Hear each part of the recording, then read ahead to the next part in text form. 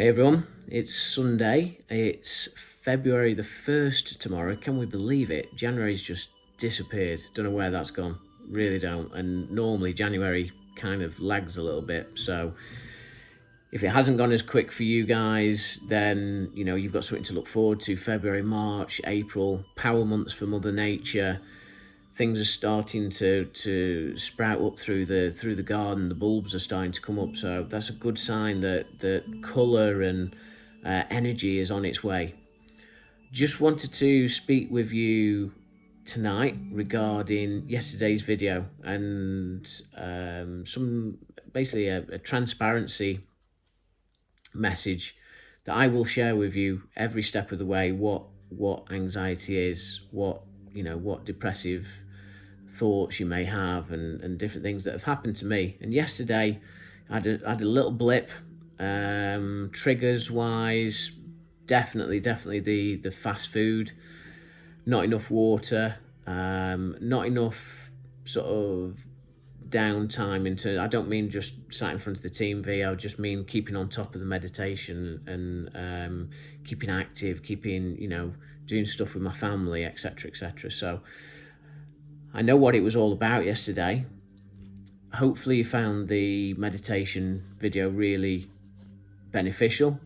Some of you might have had a few split seconds in there where you felt at peace and you felt tranquil and everything was good, and I'm really happy if that was one of you. If not, then don't worry, we're going to keep doing bits of meditation where we can do different techniques, and there's other elements to toolboxes that we can do. Some visualization, for example, which is really powerful. Today I wanted to talk about depersonalization. What is depersonalization? So I went through this a little bit yesterday, but I knew what it was about. If you've ever experienced a feeling of detachment and not really feeling alive, I can remember when I was suffering with PTSD and I hadn't been diagnosed just yet. I think I was about a week, maybe 10 days off being diagnosed with PTSD. And every day I was at the doctor's, no word of a lie, because I just couldn't cope. I was depressed, I was anxious. It was horrendous, absolutely horrendous. And I can remember walking in to see a different doctor. So if I was searching for that magic conversation, if you like, or magic treatment that was just going to make me better. And at the time I didn't realize that it was me that was going to have to work on me, that no one else was going to do it for me. It was me that had to believe in me, and that's powerful. That's powerful. But at that point I didn't know. So I'd been to the doctors on this one particular day, and I sat down in front of her, and she said, "Tell me what's going off. I can see that you were here, very recently, maybe the day before, maybe not, maybe the week before." So I told her all about it, and I basically, the only analogy I could give her was, it just felt like there was a switch at the back of my head, and any second it was just going to be flicked off, and that was it, me gone. That was scary. And I lived through that for months and months. And it wasn't until I'd hit my lowest point. My lowest point was, I think, a week or so after. I was still trying to work at the time, and at the time I was in the building trade. Remember it like it was yesterday. We were fitting a kitchen, or I was trying to fit a kitchen, and we were on the way to the job, and I was with my dad, and we didn't even make it to the job that day, because halfway there I started to get a tingling sensation in my feet, in my hands, and that worked its way up my body, through my calves, into my hamstrings, into my bum, And the same with my hands as well. It started coming through my arms, into the upper arms, and it got to about here, got into my shoulders. And this is honest story, as transparent as I can be. And I just genuinely thought, as soon as it's in my chest, that's it, I'm gone. And I turned to my dad and I said, I love you, Dad. This is it. I'm gonna die. And that really got me. That was my lowest point. And at the time, my dad rushed me to A&E. And I can remember falling out the van almost. He couldn't park. Stupid things that you remember at the time, but he couldn't park, so he literally I opened the door, fell out of the van, stumbled through A&E, and I was just like, can someone help me? Can someone help me? And I think a nurse brought me a wheelchair and said, what's the matter? And I said, I can't breathe. I've got pins and needles, and I think I'm having a heart attack, I think is what I said. And she said, okay, let's get you booked in. And I thought to myself, hang on, I'm really ill here. Shouldn't I be going like that way? And things started to twig. All right, yeah, I booked in. I sat in this chair for what felt like eternity. And eventually I went through into a cubicle. They wired me up to different bits of machinery. And this was my lowest point. I was petrified, absolutely petrified. And I was in this bubble. I'd been in this bubble for quite some time. Not feeling alive, not feeling anything, just completely detached. As low as you can be, and I'm in hospital. My dad's at the side of me. But I thought I was going to die a few hours ago in the van. And yeah, I'm here on this bed. And they did some tests, and they did some blood tests, and, NHS do a fantastic job. And I can remember a ward matron popping her head in and saying, everything okay? And I said, I'm still not good, And she turned to me and said, you need to just pull yourself together. Now, I know this is really controversial, and we should never judge people's mental states. But that was a turning point for me, a really poignant turning point. And yeah, she shouldn't have said it in the way that she said it. And she meant it. She really did mean it. But from that moment on, I was like, no, I shouldn't be like this. I shouldn't be like this. And after that day, then that's when I started to get some more help, and started to make my strategy out of it. And that was really powerful.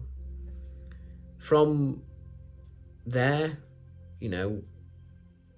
jump forward 15, 16 years, I'm sat in front of you today.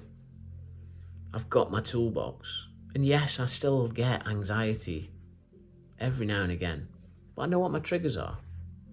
Food is a massive input into your body. It's the engine oil. And if it's not right, then yeah, it's gonna throw up a few coughs and splutters. Sometimes when you're on the peak of feeling really well, you could eat junk food for a couple of days and get away with it. But look after yourself. When you are in these troughs of feeling a little bit anxious, you know what's going to trigger you. If it's food or alcohol or drugs,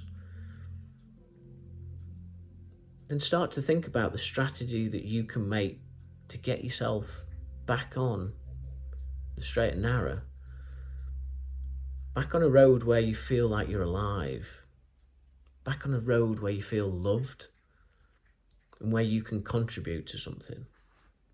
This channel isn't about me talking for 10, 15 minutes. It's about trying to help, my contribution back to people who suffer the way that I did. I want to help. Man in the Mirror wants to help. But there's a fundamental part that has to be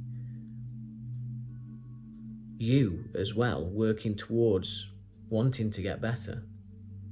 It starts with you. I didn't know what was happening all them years ago. I really didn't know what was happening. I searched high and low. I tried so many different techniques, and some things worked, some things didn't. I had hypnotherapy, which scared the living shit out of me. It wasn't right for me at that time. Acupuncture didn't work. What did work? Small 1% gains. Sorting my diet out. Getting half an hour's more sleep a night helped. There's so many things that contribute to your mental health. And your physical health as well is important. But one interesting thing is that, if you feel like you need to get fitter and need to get healthier, there's an interesting thing the other day where Joe Wicks posted, and he said, I've really struggled through this lockdown or lockdowns. And I thought to myself, he has all the access to every single bit of exercise. He's a very successful businessman. There's no financial worries. He can keep fit. He can keep healthy. He knows how to do that really well. He can eat healthily. And yet he's still struggling. Doesn't that say something?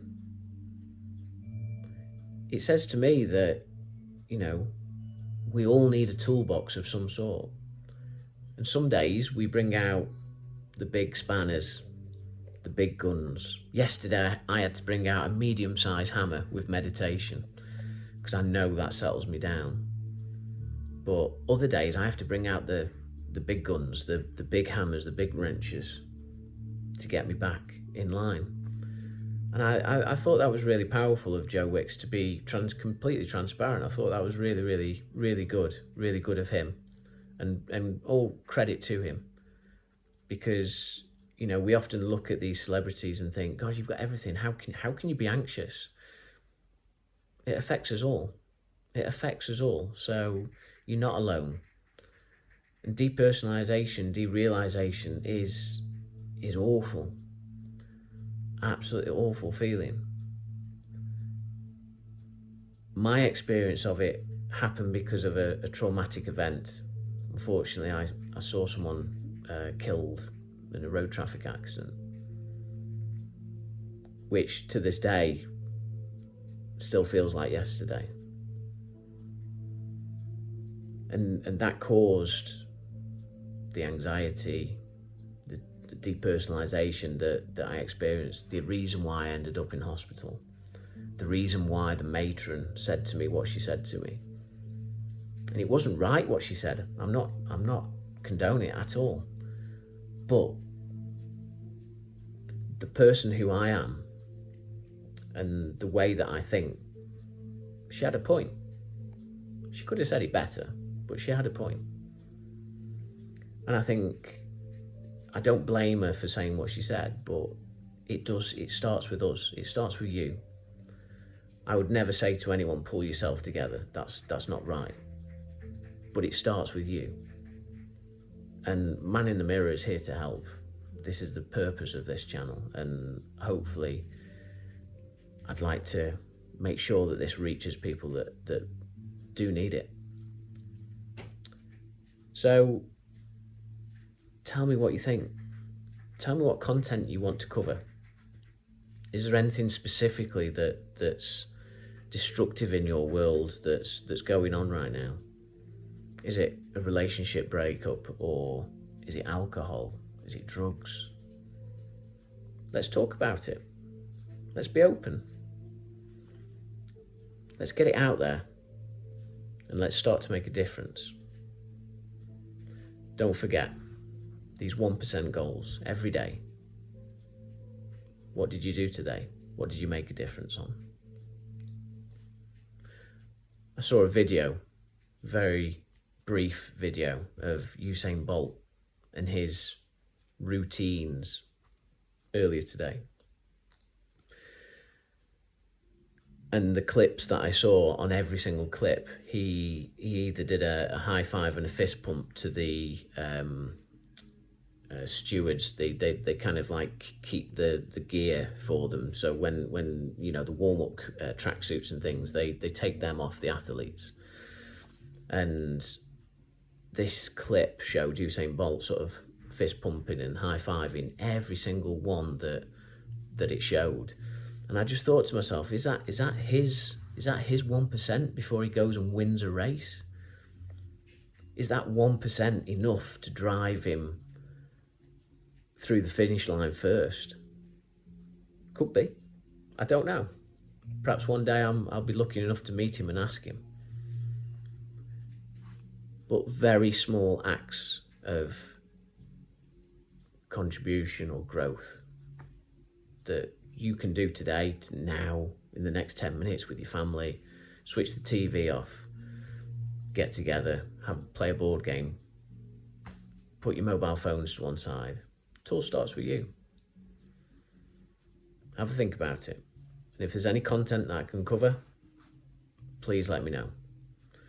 Stay safe, everyone. Take care, and we'll be posting some more content very soon. Bye-bye.